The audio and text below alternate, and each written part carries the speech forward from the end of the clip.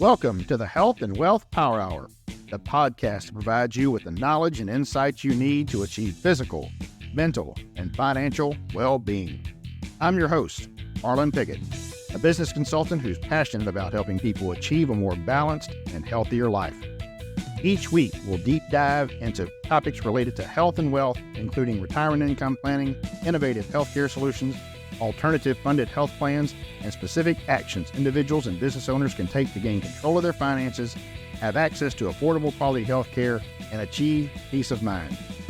We'll also be joined by innovative experts who will share their knowledge and insights on prevalent topics. So, whether you're looking to grow your wealth or improve your health, you've come to the right place. Get ready to be informed, inspired, and empowered. Let's get started. All righty, gang. It is time for another exciting, super exciting episode of the Health and Wealth Power Hour. I am your host, Arlen Pickett. Great to have you with us today. Going to have a heck of a conversation with a gentleman today who has been through some stuff, baby. I'm talking about been through some stuff. He is an absolute poster child for resilience and comebacks. And if that is up your alley, then you are going to absolutely love to hear from Rick Cheatham today. He has got an incredible story of things that he has overcome and he has faced. And I am absolutely honored to have you on the Health and Wealth Power Hour today, Rick. Thank you and welcome aboard. Well, thank you for having me. It's an honor being here with you, Arlen. Man, I tell you, whenever I first looked at your story, the very first thing I read about, of course, was the unfortunate loss of your son. And I said, that is, I can't imagine that. My son is 25. I'm very blessed that he works with me as well. We're very close. And so it's unimaginable. So it's hard for me to even relate to that. I don't want to, as it were. But then that was just like the tip of the iceberg for some of the other things. And I'll let you share some of those as well. You spent 25 years, right? 25 years with Anaheim City Fire Department as you were a captain as well. So I'm sure you faced your share of challenges in that role as well. But I would really like to, set the stage here or have you set the stage in this case about a little bit of your background that may have helped you prepare. And being a firefighter may have been part of that as overcoming and where you got your resilience from. And then we can kind of jump into some of those struggles that you faced and had to overcome. All right. Now that's a good question. I don't think I've ever been asked that as far as where did the resilience come from? The only way that I can describe it would be life choices have a way of either helping you overcome challenges or cause you to become victimized by your challenges. Sure. So we have a choice in anything that we do. We can be victimized by it and surrender and therefore lose all control and power over your destiny. Or you can choose to learn the golden nuggets or the lessons that are in every adversity to help prepare you to become a better person so that in the future you have a different way of dealing with certain circumstances. A lot of my story begins back when I prayed for my wife. I prayed for this exact description. I mean, I prayed that she'd be 5'1" to 5'3" tall. She would be dark complected, dark black hair, beautifully, stunningly gorgeous. When she walked into the room, every head would turn. And I mean, it was very, very physical in nature. And I kind of felt guilty at the end of that. And I said, but most importantly, I pray that she will help me become the man of God you want me to be.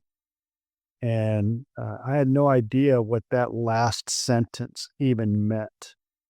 I was saying it somewhat out of guilt that I'm here, I'm praying this prayer, yet it's so carnal and so physical in its nature that I thought, man, there's gotta be a spiritual application to our wife, so gotta be a trade-off, right? There's gotta be something like that. So I knew that I wanted a partner that was going to help me become the best I could be.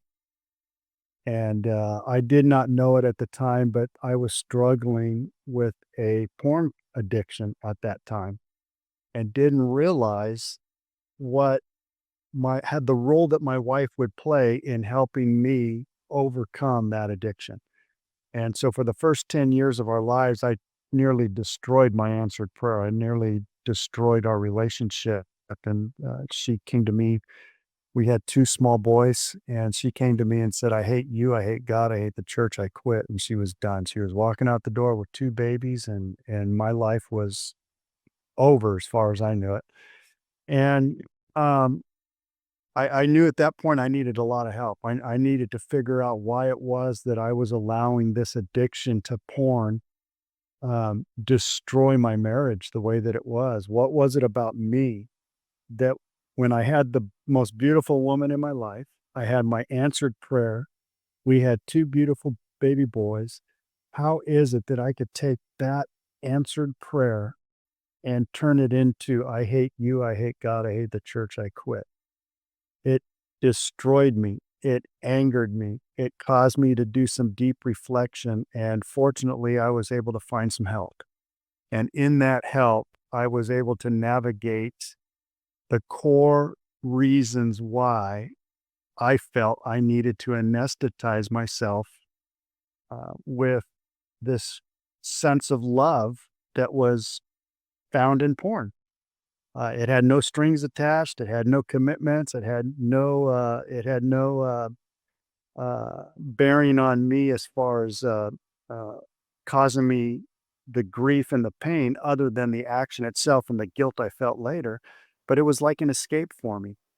And fortunately, through the mentor I found and his wife, together they worked with Kelly and I for 3 years. And at the end of that 3-year period, it was very evident that my porn was associated with the feelings of not being loved, going all the way back to my childhood. And I would anesthetize that pain of not feeling love. Um, and it created this turmoil with my wife and I, of course. But remember, that prayer was to help me become the man of God I needed to be. Not that I was at the time, but I was right on track, I was right on time, and I was heading in the direction I needed to go. And my wife and I took the next 10 years of redeveloping, reinvigorating, redefining our marriage. And 3 years after that process had started, she got pregnant, and we ended up having a little baby girl. And our marriage was on the mends. We were repairing it. Everything was great. And we have this little girl now that she's pregnant with. But I hadn't come clean with everything that my pornography had led to. And my wife approached me and said, "I think if you want our marriage to be started on a new foundation of trust, now that you've told me that you've had this addiction, I think it's important that you tell me where this addiction led you to." And I didn't want to go down that road. I really did not want to go down that road. Let's just let those things go. I'm on a better track. I'm being a better man. I want a better future. The past is the past. Let's just leave it there. And she said, "No, I don't think that's possible. I think that you went down some roads that are going to haunt you for the rest of your life. And if you don't let that out, if you don't expose that to me, um, it's going to be problematic moving forward." And so I thought, okay, well, here goes. And I explained to her everything that my addiction had led to. Now, anybody that's ever struggled with porn, porn is just one small element of the lack of value you have for yourself. And so you're constantly looking for value everywhere you can. So my porn not only was on the, with videos before the internet. So I actually had to embarrass myself and go to these sleazy little places and go behind the beads and pull out the videos and go to the checkout stand and all the stuff that you would think would be enough to keep somebody from going down that road, but it didn't keep me. I did it anyway. And what I ended up discovering was this: um, my porn addiction was my way of masking the hurt and the pain, just like any other addiction does, whether it's alcohol, drugs, or food, whatever it is. And so the core concept was to go back and find out what caused that. Where was the why? And then try to change the narrative, change the reason of what you interpreted as a lack of love. And we did that. I did that. I went through some work with my parents, and I got some clarity, and moved on. Well, now she's pregnant, and all this stuff is coming out. And I took a deep breath and said, okay, well, hang on, here we go. And I took her down the journey of where my porn addiction had led me. And it had led me to, not just the videos, but to prostitution. It led me to uh, strip clubs, adulterous affairs. I mean, it led me down a very dark path. And at the time, she was handling it very well. She said, okay, now that that's all out, I think we can move forward. Unfortunately, I left to go to work the next day as a firefighter, so I'm gone for a 24-hour shift. And when I called back home, my wife said, I don't know that I can do this. I mean, after hearing everything that you've done, I don't know that I can stay married to you. And I don't think I can keep this baby. And I just thought to myself, there I go, man. I'm trusting that my mentor, my spiritual coach, my coach in life trying to help me get through this tells me that, if you ever feel that sense of exposing and you think the time is right, tell Kelly everything that happened. And now I'm looking at uh, losing my marriage anyway, and possibly an unborn child through an abortion. And it really caused me to get angry that I would have listened to such advice when my mind said, no, just you're different. You're moving on. Just let it be. And, as I think back on it, it was probably one of the most powerful cleansing moments of my life once I was able to finally expose everything to my wife. And that was up to her if she wanted to stay with me, make it work, or cut and run, as most of the time it is the case. It's hard for women um, to hear that coming from their husbands, and I totally understand it. And I would have not held it against her in one moment if she would have decided it was time to call it quits. But she didn't. She ended up having that little baby. That little baby's name is now Victoria. She's 24 years old, and she represents in our life the new birth of our marriage. Uh, After 3 years of going through the heartache of discovery, acknowledging, and repairing, um, we have this beautiful little girl now that we look to and say, see that? That's what goodness is in our life. We have this little girl now that reminds us. Now, that struggle took another 10 years to earn her trust back. And that's where most of that resilience was built, was in that process of earning my wife's trust back. 10 years, she was very skeptical of me. Every time I went out the door, what is he going to do? Is he going to, how's he going to act? How's he going to handle pressure? What's all this stuff going to look like? So I was constantly being reminded of the man that I used to be, even though I was changing my trajectory in a big, big, powerful way. So there was a lot of ups, there was a lot of downs, there was a lot of arguments, there was a lot of discussions, there was a lot of accusing, there was a lot of repenting of the way that I had treated her, that had caused her to feel this way. And I just took it all in. And so the number one thing that I did is I took, it's not hard to do when you're the guilty party, but I took 100% uh, um, responsibility, absolute responsibility for what I had done and what my actions had caused my wife. And in doing that, even when she was, struggling through that forgiveness process, I took 100% responsibility that even in her struggling through the process, this was brought upon by my action, by my behavior. And so I had a lot of patience knowing that I put her there and it was up to me to take her out of there. I had to save her from what I had done to her. And I just committed that I was going to love her through this no matter what.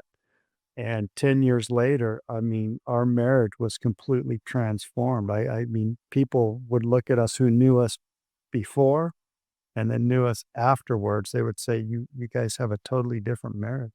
I took my marriage from I hate you, I hate God, I hate the church to one where she is in love with me at a level that people recognize and they want what we have.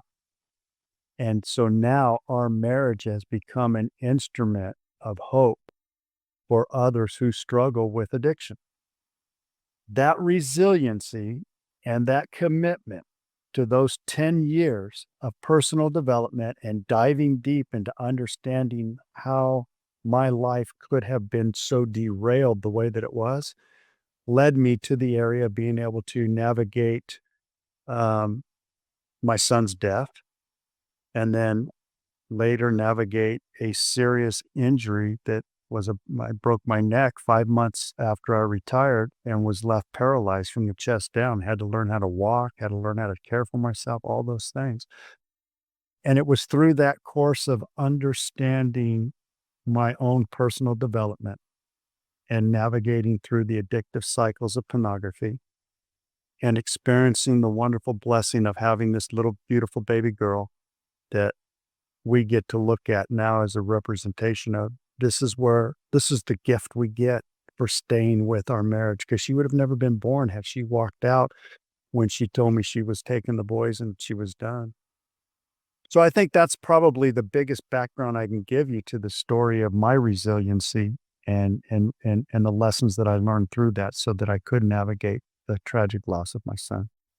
Yeah, one of the things that you said there that struck me, you said a lot of it did, but one of the things that the decision that you made is that you took responsibility. And you said something that I thought that was interesting, and that was when you're the guilty party, that's easy to do. I beg to differ because Really? anytime, well, no, because many times the guilty party just wants to blame someone else, right? It's not my fault. I wouldn't have done this if she wouldn't have done this or not done this. Or I'm not saying that you're wrong. I'm saying No, I that see what you're saying. that is what many people do. Well, Yeah. they don't have the outcome that you had then, right? They That's the don't I you have know, that that's a outcome. that's a great perspective shift for me, and I appreciate that because that is true. When you take off seeing your response, I could have cruising correct. Yeah, I could have easily did, and I think there was a time when I did, actually. I mean, there was definitely a time when I was blaming her that if she just didn't treat me so harshly when she got mad at me, or if she just didn't ignore me the way that, she does when she's upset with me, or if she would just whatever. Whatever. Yeah, I can see that. I can totally see that. Now, from my perspective at the time, I always had this in the back of my mind. She was my answered prayer, and my answered prayer was to help me become the man of God I needed to be. So I had a clear foundation, at least, knowing that uh, I may be upset with her, and she may not understand how her role in it yet, but um, I prayed for her to help me become the man of God I need to be. And so I need to be in this relationship to become who it was that I was praying to be. And through that process, the beauty of it is that Kelly started to recognize her role in the in the paradigm of addiction. And there's always a role. There's always a role. I mean, for us to think that, it's always somebody else's fault is probably the the the blind spot that we all hit, Sure. because it's not just somebody else's fault.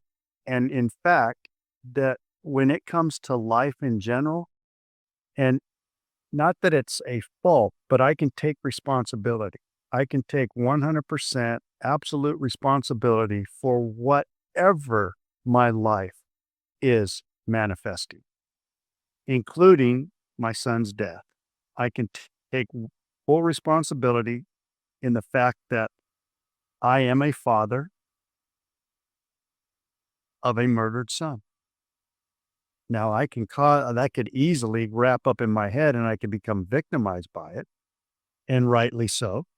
However, if I take absolute responsibility, that means that I can live. Now, this might be a hard one to swallow for a lot of people, but I can live in the fact that I choose to be a father of a murdered son. And when you choose that, it changes the dynamic that goes on in your mind. Rather than being victimized by it, I can totally accept it. I can not only accept it, but I can see it as part of my journey Yeah. to become. And in becoming, how am I going to represent myself to my family and to others on this journey?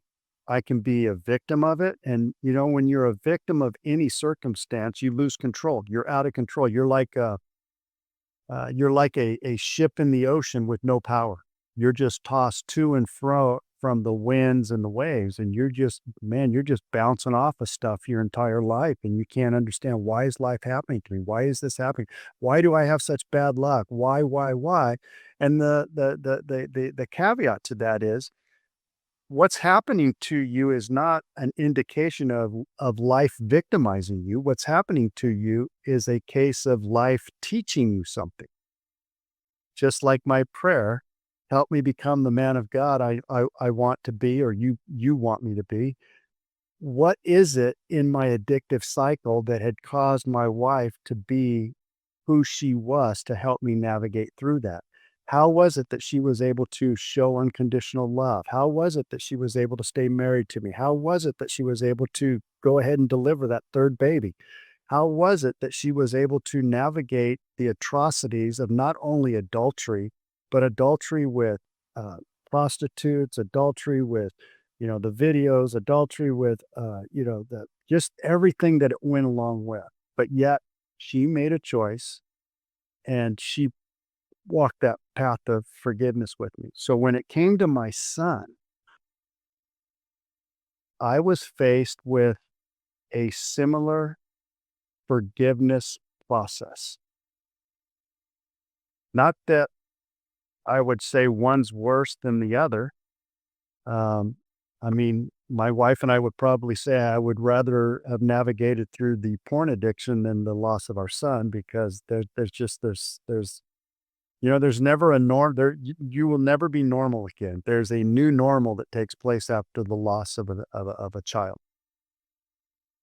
So in that process of understanding the forgiveness cycles, I went back and I started to do a lot of reflecting on my own life, and realized that even in Mike's death, it was an opportunity for me to learn a valuable lesson in life.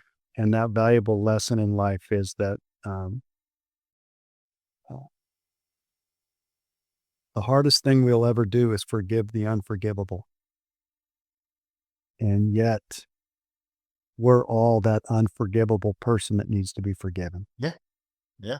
That's the reality. Now, I've never murdered anybody, but I nearly murdered my wife's heart through my addictive cycles. Yeah. I've never beaten anybody to the point of death like this guy did to my son, but I beat my wife emotionally with my addictive cycles and the way that I treated her. Um, and in some cases, that's even worse, because you're living with her and it's an ongoing thing that you're doing. And so it, it, it, the resilience factor basically comes down to this: is no matter what life is throwing at you, look for the precious gifts in the moment of your circumstance. Instead of focusing on the past and what happened, focus on what you can learn from the past so that your future looks much brighter and much more at peace. and joyful and accepting so that you can have the life you choose to have. I didn't want the life of suffering the pain of a grieving father in the sense that uh, it was going to derail me back into my addictive cycles. I didn't want the life of the addictive personality that nearly destroyed my wife. I wanted to have the life that was meant to be by the creator who created me. And that life was to be a life for him and what I can learn.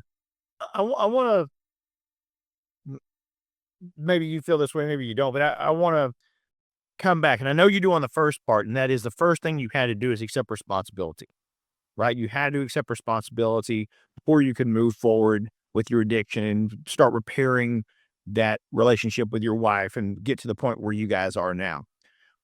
But you also said something that I thought was very interesting, just right there. And then to begin with what happened with your son, obviously an extremely tragic situation where, yes, now you've got to have forgiveness in your heart, but you also accepted responsibility in a way, not for his death, but for what it did to you, the potential of what it could do to you and what you allowed it to do to you. So there is responsibility right there in your self-governing, as it were, in your reaction and the causality that's going to be involved in this absolutely horrific situation. Once again, could have been a very easy thing to kick you back into a dark place where you were before. But that is, I think, to your point, that is the foundation, as it were, of resiliency. Is that there has to be some responsibility there, because if all you're doing on any situation is blaming others for that situation, then it's very unlikely that the healing or the self-awareness or anything that helps that resiliency, because as long as you're blaming, you're not bouncing back. There's no bounce back when you're blaming, because you're still you're sinking Stuck. further. You're As stuck. long as you continue to blame, you continue to sink down. And we see it in business. Obviously, you saw it in life, but we see it in business when people uh, have things happen either at their job, or entrepreneurs have businesses that don't make it. Uh, we find people in all walks that allow that, and then all they do is just sit there and blame other people, circumstances, other people, the government, whatever it is. It's somebody else's fault. Well, when it's somebody else's fault, you've never got a chance to come back. Yeah, and and it's easy for the brain to believe it's somebody else's fault. I mean, the Yep, brain wants to protect you from being that's right. attacked no matter what, and so it's always looking for reasons to validate what you're thinking is accurate, so that you don't have to take responsibility. "Well, I didn't do that. That wasn't my fault." I mean, we've heard that all the time, and having a career in the fire service, um, we responded on people who were victimized by circumstances all the time. I mean, houses, on fire, car wrecks, sicknesses, you name it. There's a lot of tragedy in the world today, and I got firsthand experience at what that looks like. And almost in every case, it's it's not that people take responsibility for. It's just the first thing they want to do is figure out, okay, who's to blame? Somebody did this to me. Somebody did this to me. And with that comes the ability to hold on to resentment. They did this to me. So therefore, I'm going to hold on to that resentment and that bitterness and that anger, um, because it's the natural thing to do. It's almost normal. And in holding on to that bitterness and that resentment, uh, I would make this argument that you are never, ever justified to hold on to resentment, ever. In fact, if you have resentment, that's where the work needs to begin. because resentment is a justified victim state that you, like you said, I mean, once you're victimized by it, you just keep sinking deeper and deeper and deeper. So resentment, bitterness, anger, hostility, uh, all that just starts to sink deeper and deeper into despair and depression. And that's where we find the need to anesthetize that pain and suffering. It's because of our resentments. And so it's kind of like a snake bite. When the snake bites you, the snake takes off, it's gone. But that poison that it leaves behind is what riddles through your body and will eventually cause the damage that it will cause. But you got to get rid of that poison. And resentment is the poison that our society justifies in us to stay victimized by whatever circumstance you have going on in your life. Yeah, And that's that's kind of, an insight. Heck of an insight. but I mean, yeah, it's a powerful insight because when you look at it like that, you then can take absolute responsibility for removing the toxin of resentment. So I get to choose if I'm going to be resentful. I get to choose if I'm going to be bitter. I get to choose if I'm going to be angry. I get to choose whatever emotional state of being I want to be in. I get to choose that. So if I get to choose it, that means that I'm absolutely responsible for the way that I feel. And when you have resentment, that comes with a state of being victimized, and that emotional state of being victimized leads to all those other emotions that compound on it. But you can't see past that because the only thing you can see was something happened to me and it was wrong. And dang it, I'm right in understanding and holding on to this anger that I have. But it just sinks you deeper into despair, and eventually you will find yourself at the doorstep of a lot of adverse reactions to your emotional state of being that is designed, even if you choose to go down that road, it's all designed to show you the areas that you're not taking responsibility for in your life. And that's your emotional weight, your emotional state of being. Yeah. Yeah, I have a good friend of mine named Eric Anderson, and he speaks about some of these things as well. But one of his favorite things is no one can make you mad. Nope. He's like, no one can make you mad. You can allow yourself to get mad about whatever the circumstances are, or whatever someone said, or whatever someone did. You can allow yourself to, but no one can make you mad. And when he first told me that, I think anyone is like, well, that's BS. Of course, someone can make me mad. Someone, someone pulls out in front of me and cuts me off. What's wrong with them? She goes, well, what kind of day were they having? Do you have any idea what their circumstances were? Was there someone in the back seat they were trying to get to the hospital because they were having chest pains? Do you know? Well, no, I don't. Did they even see you? What's going on? What kind of emotional state are they in? Why do you think they were against you? Because they cut me off? You don't even exist in their world, buddy. You don't have any idea what's going on. You got mad at them. They did nothing at all. They can't make you get mad. So it's once again, what did and you hit it because it's not really the mad, it's the resentment. I resented the fact that they cut me off or whatever, right? We're just using that as an example. But the resentment, it can come in any way, and I agree with you, it can eat you up until it becomes actually a hatred, because you can feel like you were, looked over for a position at work. You can feel like that you were, I really wanted to go to this, but they didn't ask me, even though I kept giving all the hints and they didn't do it. And so, to heck with those people. I don't even like any of them anymore. I'm not going to that anymore. Whatever it is, that resentment, it just eats you up and literally can turn into hatred, and change your life in a very negative way, because why do you want that in your life? Why do you want that negativity in your life? Because that's all resentment brings. And that's a great, great point, Rick. A great point. And when you hold on to that negative energy, that negative emotion, um, that's you being tied to your past. That's you being anchored to an event that happened to you in the past that you can't let go.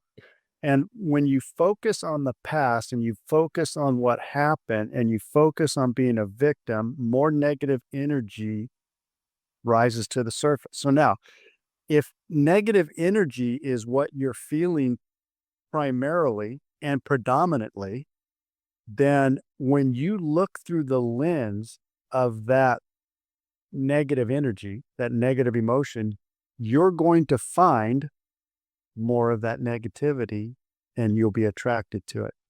So you may show up at you just got cut off at on the way to work, and then you get to work, and next thing you know, you're at the water cooler telling everybody, "Do you know what this knucklehead did to me, man? I came on the freeway down," and you've got your story, and you're just preaching to the choir, man. Everybody, oh, I know that, and everybody's on board with it, and so you start to create the environment of what you see as negative.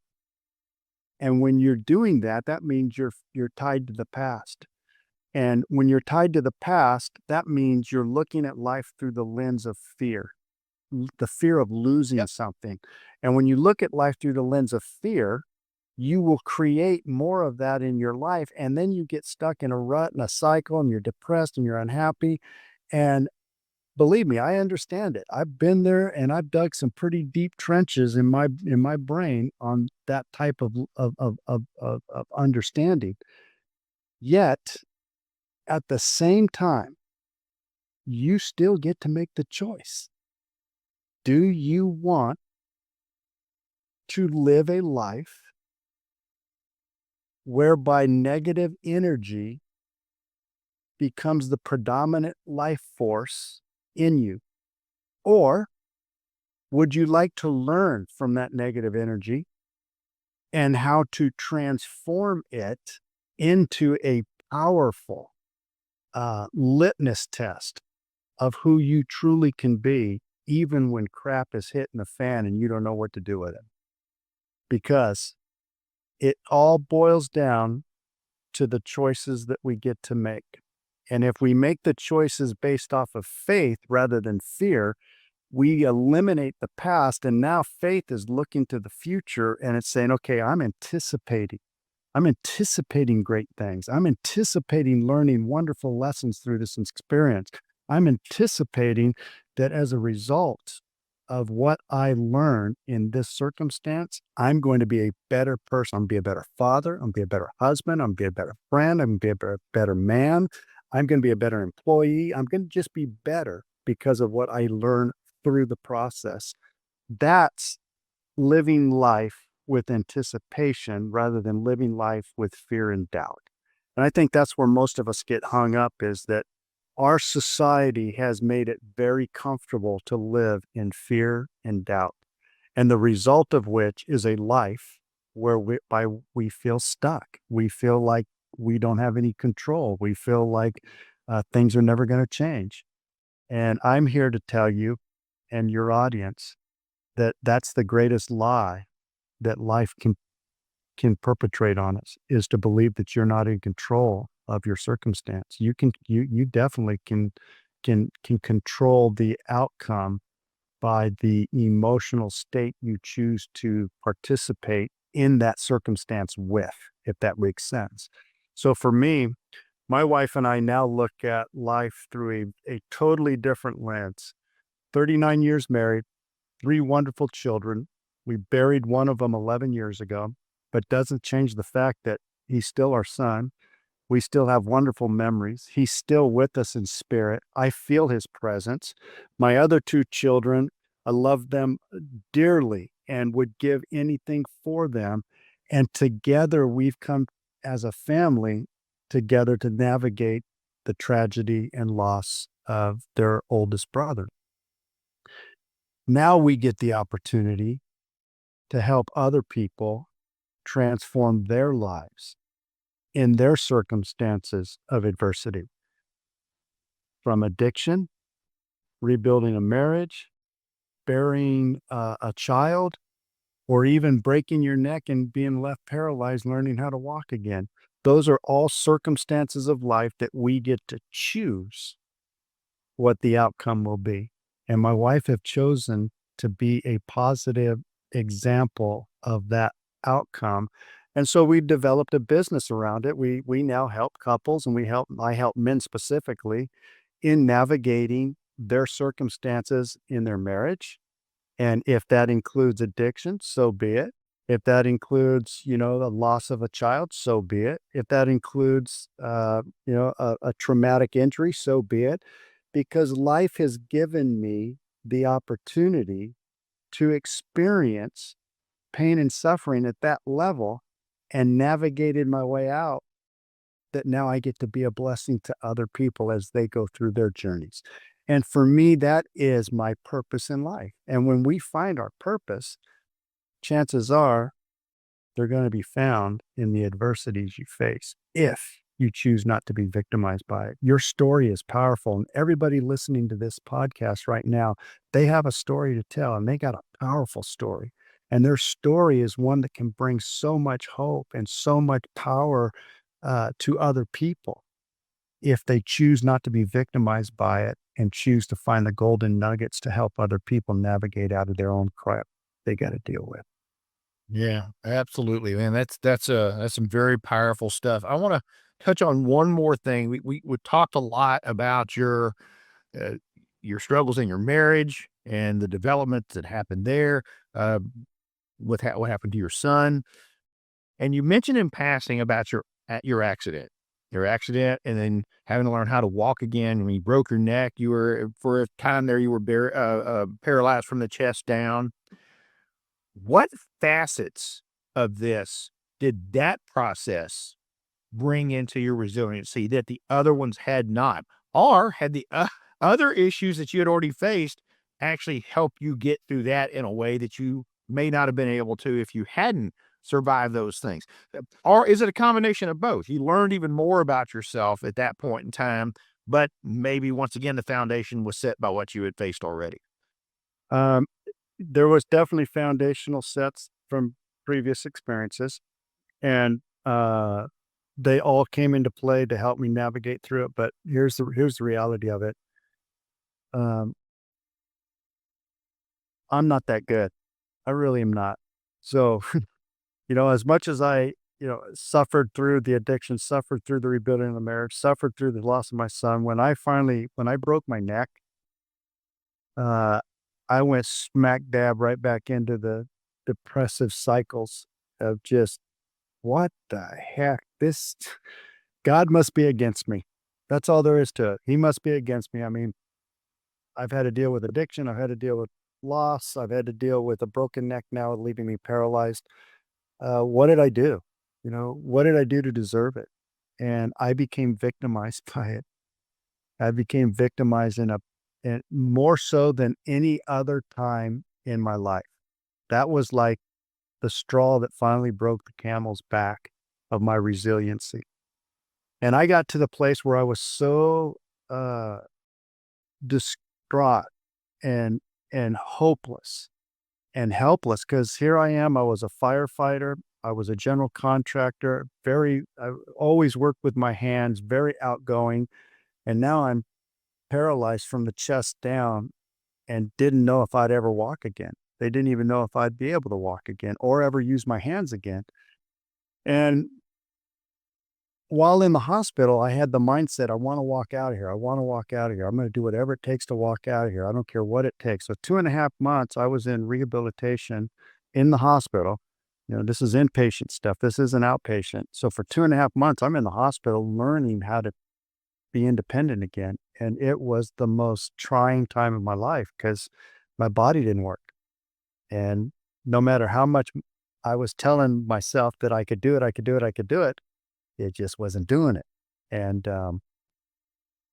I got to a place with a lot of help of my friends and my wife, and my family, where I was able to finally walk out of there. So I did walk out 2.5 months later, but then the real work started. Well, now you got to keep getting better. It's been 3.5 years now, 2.5 years into it. My wife came to me and said, I just feel like you're giving up on life. You just feel like this is all there is to life, and you're just going to collect your pension and just be satisfied. And, I don't see that same drive that you used to have. And I feel like you want to quit. And she says, I can't be in a relationship if you want to quit. And it caused me to go back and go right back into those cyber. Okay, walk yourself through this. Well, I ended up meeting a young man by the name of Nick Santanastasso, and Nick Santanastasso has no legs and one arm.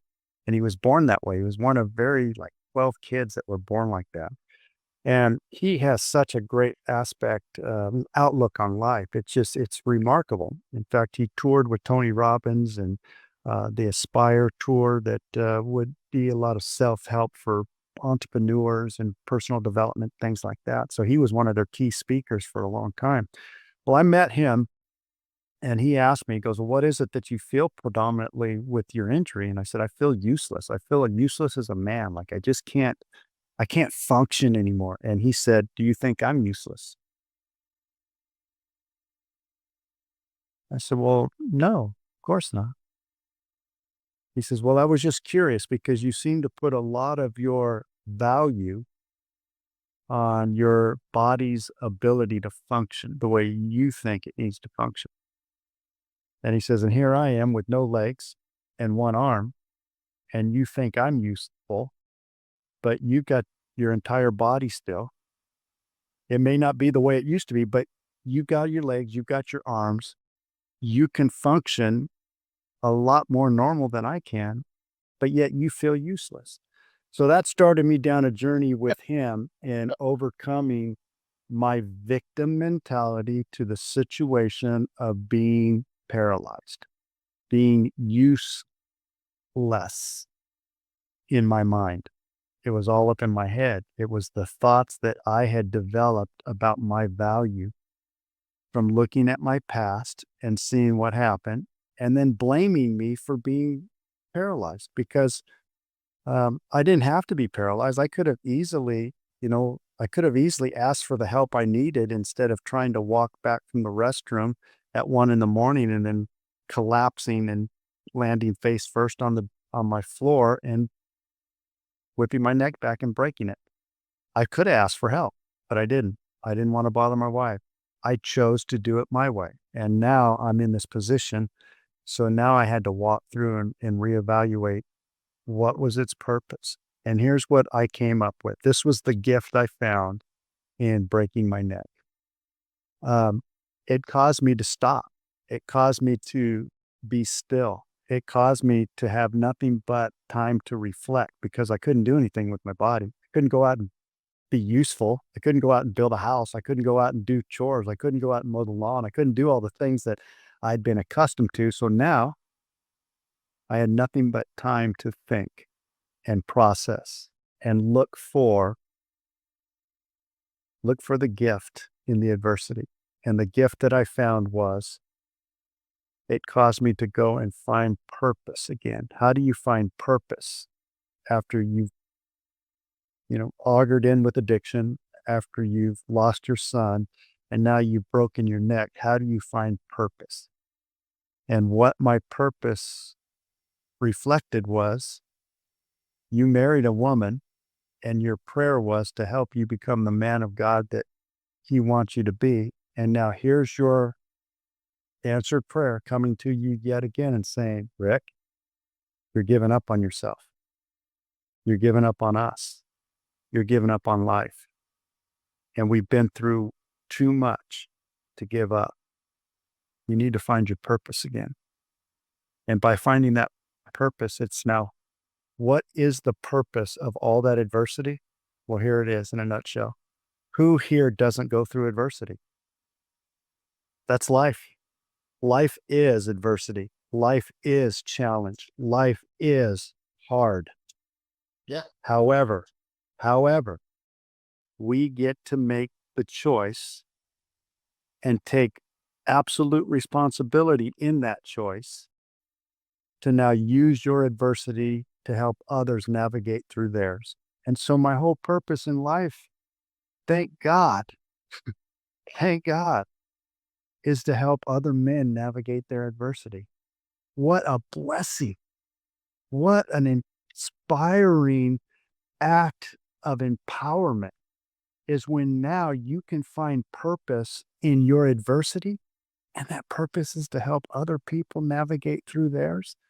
My goodness, you talk about a light bulb moment. You talk about power, empowerment. You talk about getting fired up again for life is that I don't have to be victimized by even a broken neck and being paralyzed.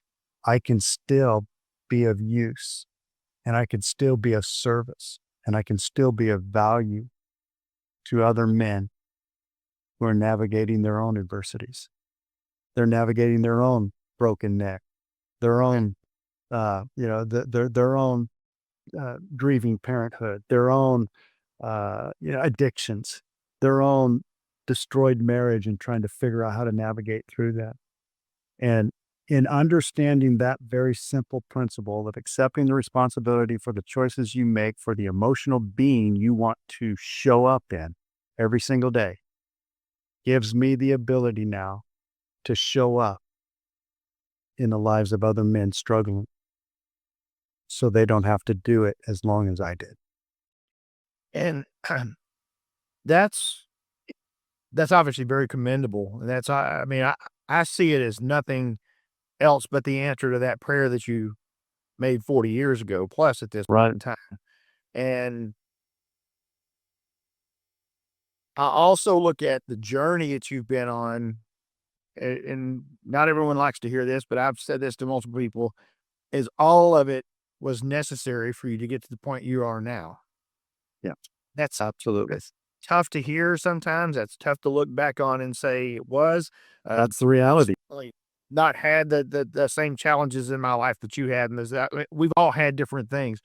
But people ask me, okay, you've had this light bulb go off in my life too, of the things that I've helped now. I help fight people to get the health care they deserve. That's my mission. Right. That's my why. That's what I do.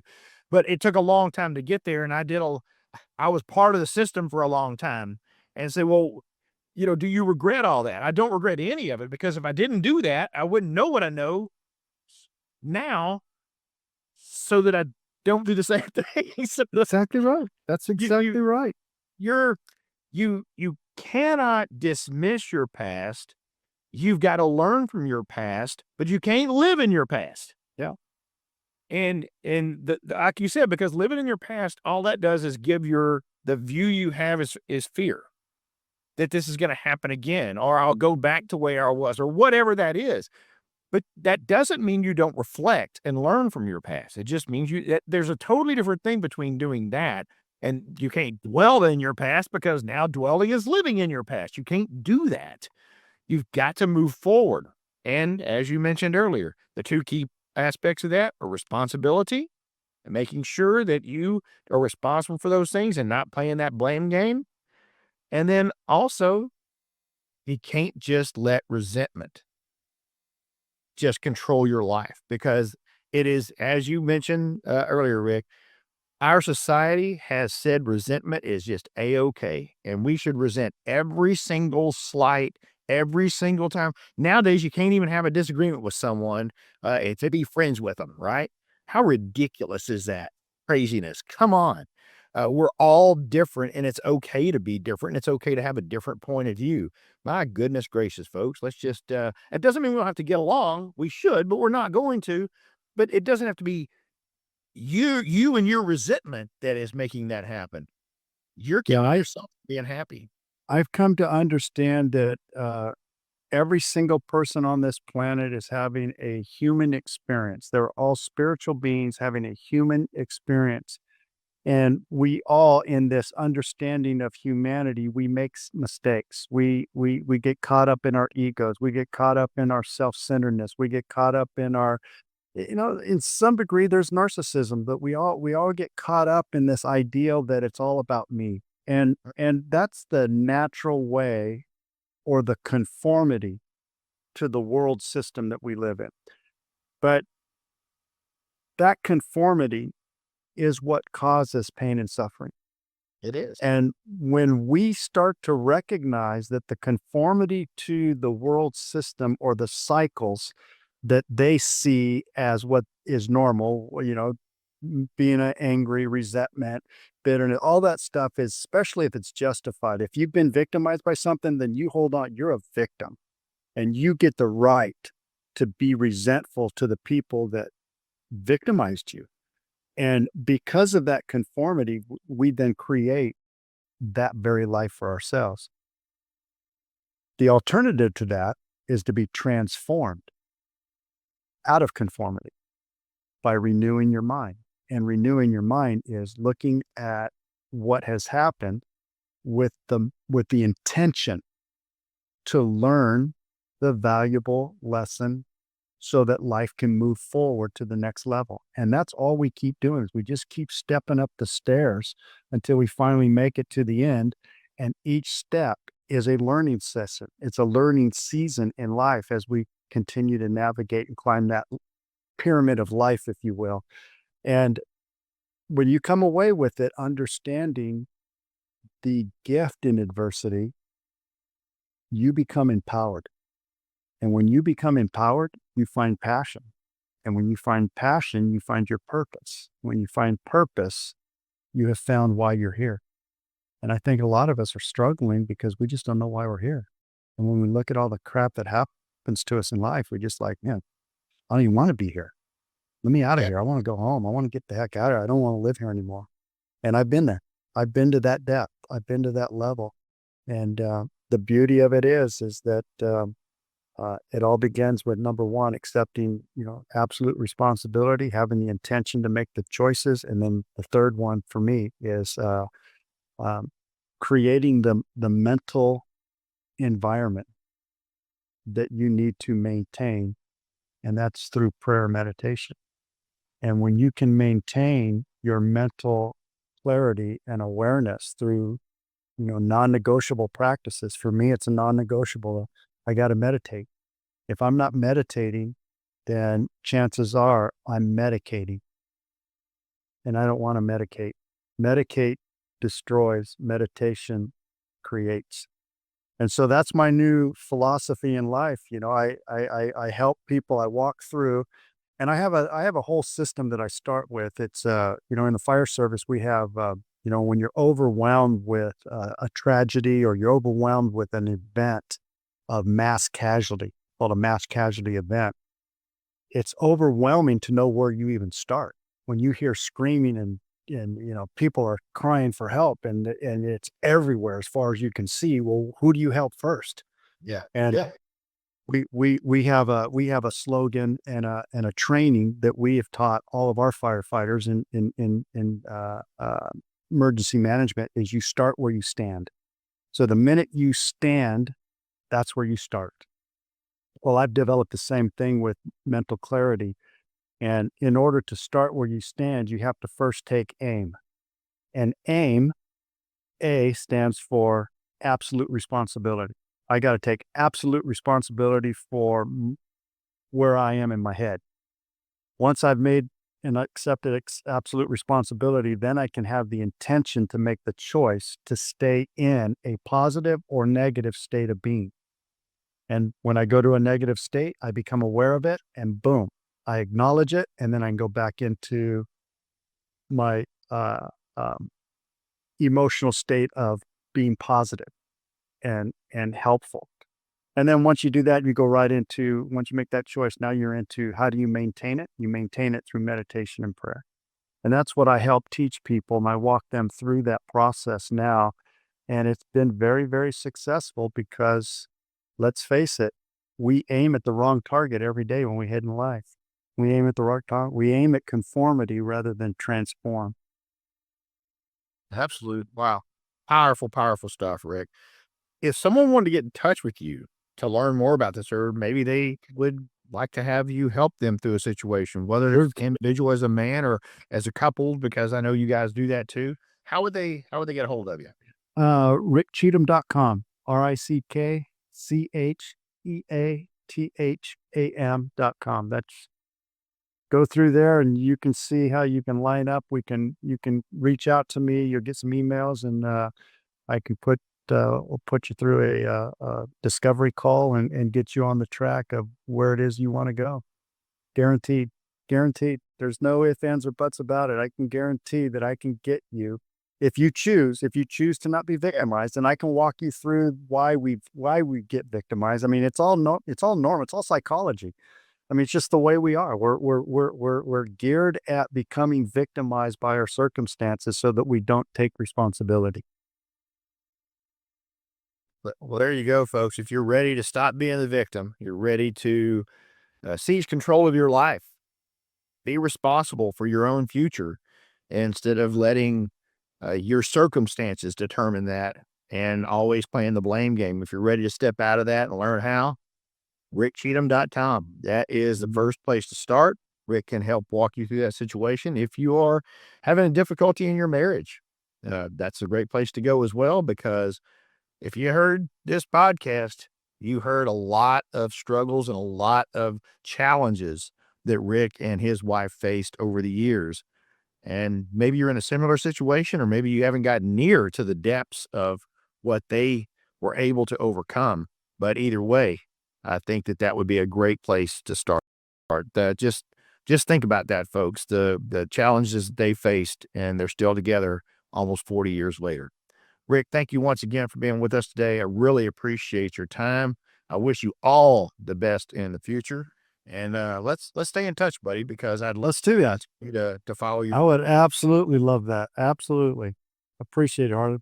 You got it, buddy. All right. Thanks again, folks, for being with us on the Health and Well Power Hour. Don't forget, if you would like to follow us on one of our other podcasts, we also do our monthly talk on LinkedIn called Why Does Healthcare Suck? That's right. Why Does Healthcare Suck? As we delve into all the craziness that is revolving around the U.S. healthcare system, help you navigate that so you don't make the same mistakes that others have made. Thanks again for being with us. We'll catch you next time on the Health and Well Power Hour. We are out of here.